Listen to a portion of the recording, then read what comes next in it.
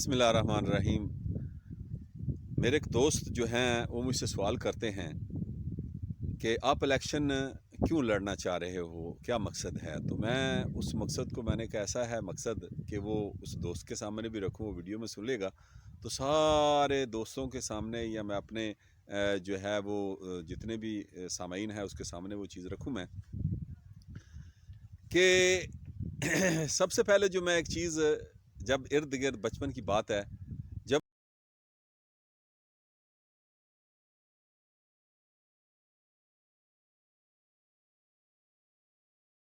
میں ارد گرد اپنے علاقے کے لوگوں کے بارے میں تاثر سنتا تھا، اپنے علاقے کے بارے میں، تو مجھے ایک بڑی کوفت ہوتی تھی اور غصہ آتا تھا کہ مثال کے طور پر میں جیسے ایک مثال دیتا ہوں کہ میں ایک میجر صاحب کے پاس گیا، تو اس میجر صاحب کے پاس گیا تو اس نے میرا جب شناختی کارڈ دیکھا تو وہ مجھے کہتا ہے کہ آپ نورشاہ کے تھانہ نورشاہ کے سے تعلق ہے آپ کا، اس علاقے سے ہو؟ میں نے کہا جی۔ کہتا آپ شریف لگتے ہو، میں آپ کو ملازمت دوں گا تو آپ شریف لگتے ہو، لیکن یہ علاقہ کو پنجاب کے اندر بدنام سا نہیں ہے؟ تو میں نے کہا میجر صاحب، جس طرح آپ نے مجھے کہا ہے کہ آپ شریف لگتے ہو، میں آپ کو ملازمت دوں گا، تو جس طرح میں آپ کو شریف لگتا ہوں اسی طرح میرے علاقے کے اکثر لوگ شرفا ہی ہیں، لیکن ہمارا علاقہ اگر بدنام ہے تو ہمارا ایم پی اے جو ولایت کھگا ہے، یا اس وقت جو ہے احمد شاہ کھگا تھا، تو میں نے کہا یہ لوگ ایسے مطلب جو ہے وہ کام کر دیتے ہیں، ہمارا علاقہ بدنام ہے تو اس ایم پی اے مینیز کی وجہ سے ہے، یہ اتنا گھٹیا قسم کا ایم پی اے ہے کھگا کہ ایسے کام کر دیتا ہے جو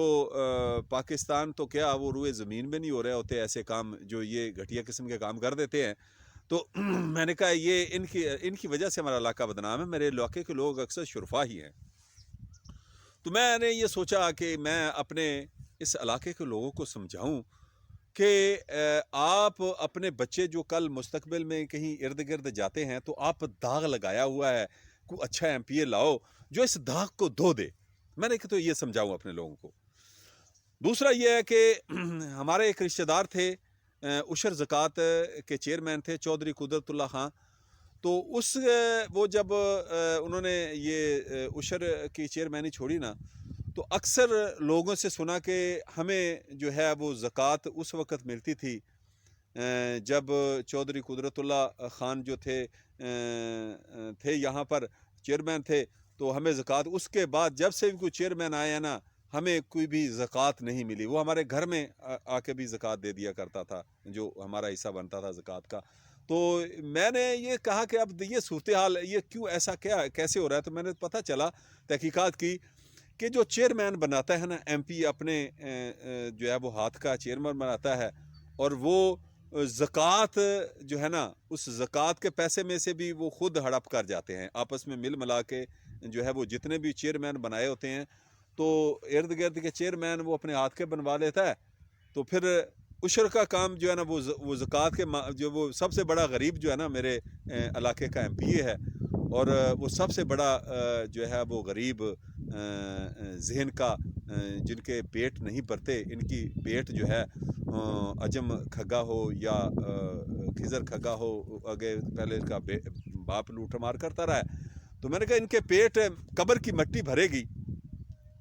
تو یہ لوٹ مار کرتے ہیں۔ تو میں نے سوچا کوئی ایسا جدوجہد کی جائے، لوگوں کے اندر شعور بیدار کیا جائے کہ یہ اللہ کا عذاب آئے گا، اگر ایسے لوگ آئیں گے تو اللہ کا عذاب آئے گا، جو زکوٰۃ بھی کھا جائیں اور جو ان کو ووٹ دینے والے ہیں پھر ان پر بھی اللہ کا عذاب آئے گا۔ تو میں نے لگا لوگوں کے اندر ایک شعور بیدار کریں، لوگوں کو ایک اندر ایک سوچ پیدا کریں کہ کم از کم اتنا تو دیکھو، جب یثرب، میری سوچ تھی کہ میں اپنی ایک سوچ تھی، میں یہ حقیقت میں نہیں ہے، اس کو میں ایک اپنا ایک نظریہ سوچ سمجھتا ہوں کہ اگر یثرب مدینے سے پہلے یثرب تھا تو وہ ارد گرد دنیا میں اکثر جگہوں پہ جو ہے دنیا کی جگہوں سے وہ گناہوں کا گڑھ کہا جاتا تھا۔ یثرب کا مطلب گناہوں کا گڑھ سے ایسے بنتا ہے کچھ، تو جو ہے میں نے کہا اگر ہمارے نورشاہ کے لوگوں کو جو ہے وہ ہمارے اس علاقے کے لوگوں کو یا اس پورے ارد گرد جو گاؤں ہیں اس علاقے کے حلقے کے اندر